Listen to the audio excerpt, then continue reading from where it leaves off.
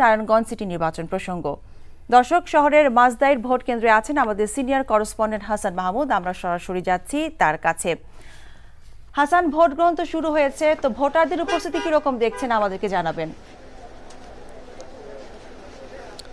সকাল থেকে মিতা ভোট গ্রহণ শুরু হয়েছে। আমরা দেখতে পাচ্ছি যে বিএনপি প্রার্থী সাখাওয়াত হোসেন খান এই গাড়িতে এসে পৌঁছেছে এবং তিনি এই কেন্দ্রে ভোট দিতে এসেছেন। সাখাওয়াত হোসেন খান আজকে এই মাজদাইর যে আদর্শ বিদ্যালয় সেখানে এসেছেন বিএনপি প্রার্থী ধানের শীষ প্রতীক নিয়ে, যিনি লড়ছেন এই নারায়ণগঞ্জ সিটি কর্পোরেশনে। আপনি হয়তো দেখতে পাচ্ছেন মিতা, তিনি এই মুহূর্তে গাড়িতে এসে পৌঁছেছে এবং তিনি এই মাজদাইর কেন্দ্রে প্রথমে ভোট দেবেন এবং তিনি তার আগে যে এখানে প্রতিদ্বন্দ্বিতা ছিলেন যে নারায়ণগঞ্জ সিটি কর্পোরেশনে তৈমুর আলম খন্দকার, তার সাথে তিনি সে কুশল বিনিময় করলেন এবং তিনি এই মাজদাইর স্কুলে এই মুহূর্তে অপেক্ষা করছেন এবং ভেতরে প্রবেশ করছেন ভোট দেওয়ার জন্য।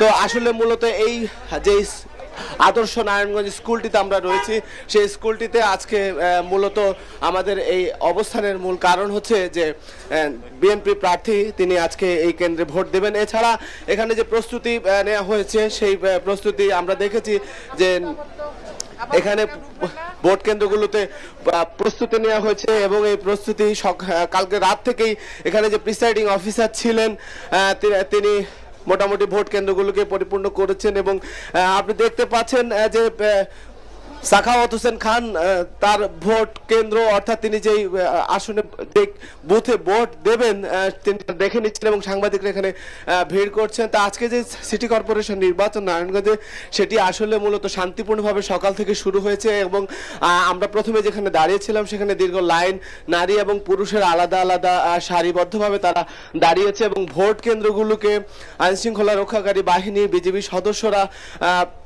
এখানে চারদিকে একটা আইন শৃঙ্খলার বলয় তৈরি করেছেন এবং যে কোনো ধরনের বিশৃঙ্খলা বা অপ্রীতিকর ঘটনা যাতে এড়ানো যায়, নারায়ণগঞ্জ সিটি কর্পোরেশনের 27টি ওয়ার্ডের প্রতিটি ভোট কেন্দ্রেই ব্যাপক নিরাপত্তা ব্যবস্থা নেওয়া হয়েছে। ধানের শীষ প্রতীকের প্রার্থী সাখাওয়াত হোসেন তার ভোট কেন্দ্রে যাচ্ছেন এবং তিনি তার ভোট প্রদান করবেন।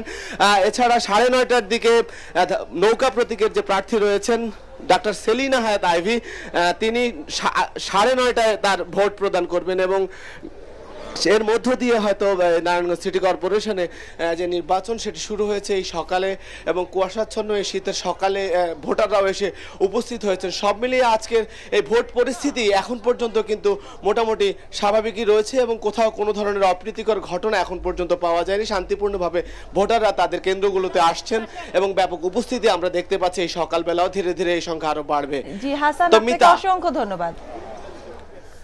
দর্শক, নারায়ণগঞ্জের মাজদাইর কেন্দ্র থেকে কথা বলছিলাম হাসান মাহমুদের সঙ্গে।